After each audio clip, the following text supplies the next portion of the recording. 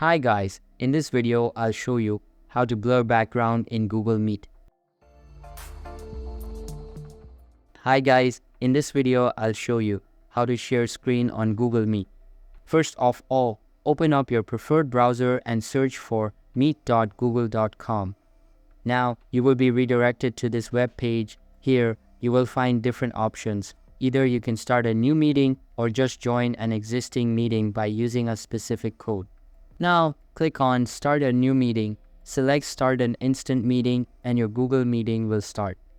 After your online meeting has started, you will be able to find different options on your home screen. Now, click on this star-like icon and a pop-up will appear on your screen. You will have various options inside this pop-up, like you can slightly blur your background or you can blur your background completely. You can also add your own personal background to your home screen, but I will leave everything as it is and select the blur background feature. Now you can see that the background has been blurred. So that's all for this video.